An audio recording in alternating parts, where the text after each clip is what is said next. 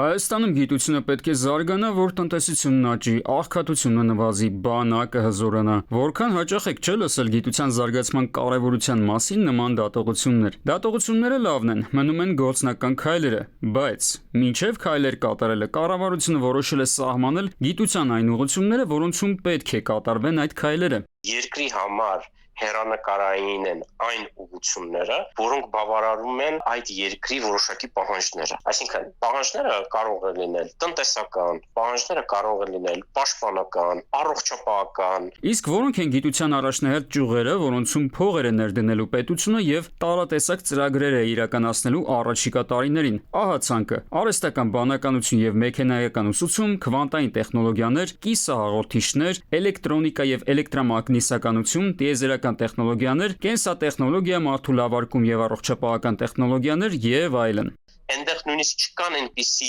ոլորտներ կամ անվանումներ, որոնք մենք ենք որոշել ելնելով մեր պահանջներից, մեր իրավիճակից, մեր երկրի զարգացման տեսլականից։ Սրանք ուղղություններ են, որոնք միջազգային զեկույցներում նշված են որպես հերանեկարային ուղղություններ, հիմնվելով որոշակի ցուցանիշների վրա։ Այսինքն խնդիրն էլի արտատպումն է։ Հնարավոր է, որ Միացյալ Նահանգների կամ Մեծ Բրիտանիայի համար այս պահին առաջնահերթ է գիտության այս մի ճյուղի զարգացումը, բայց դա չի նշանակում, որ նույնն առաջնահերթությունը նաև Հայաստանի համար։ Այդ փաստաթղթին, որ դուք ծանոթանում եք կամ բոլորը որ ծանոթանում են, հասկանում են մենք, թե ինչ նպատակներին հասնելու համար մենք պետք է զարգացնենք օրինակի համար մեքենայական ուսուցման ուղղությունները։ Ինչ է դա տալու Հայաստանին։ Օրինակ, ամենօրյա երկրաշարժերով հայտնի Ճապոնիան համարվում է աշխարհում ամենասեյսմակայուն շինարարությունն ունեցող պետություններից մեկը, քանի որ տարիներ շարունակ ֆինանսավորում է գիտության այն ճյուղերը, որոնք ապահովում են շինությունների ամրությունը։ Մենք մեր օրինակ սովորական ծորենի բացարձակ մեծամասնությունը ներկրում ենք։ Շատ տրամաբանական է, որ փորձես զարգացնել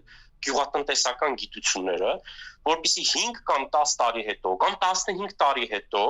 հասնես մի իրավիճակի, որ պարենային անվտանգության հարցը ավելի լավ վիճակում լինի կամ ամբողջովին լուծված լինի, քան հիմա։ Հելսինկիում ոչ ոք չի մահացել ավտովթարից։ Պատկերացնում եք, մի ամբողջ տարի զոհ չի եղել։ Հիմա դա ինչի շնորհիվ է։ Հումանիտար գիտությունների, հոգեբանության մտածելակերպի արդյունք է։ Հայաստանի համար գիտության առաջնահերթություններից միակ հումանիտար ուղղությունը հայագիտությունն է, որը կարծես վերջին պահին են ավելացրել ցուցակին, թերևս որպեսզի տարատեսակ խոսակցություններից խուսափեն։ Հատկապես Հայաստանի համար այս փուլում շատ կարևոր է, որտեղ այդ հումանիտար գիտությունը պիտի մեզ օգնի, որ հասկանանք ինքներս մեզ եւ փորձենք հասկանալ պետության ինչ մոդել պետքա կառուցենք։ Հումանիտար գիտություններն անտեսելու պատճառների շարքում ռեսուրսների բացակայությունը չի կարող նշվել։ Ամենաքիչ ֆինանսները պահանջվում են հենց հումանիտար գիտությունների զարգացման համար։ Արմեն Աթալյան, ժամը լրատվական։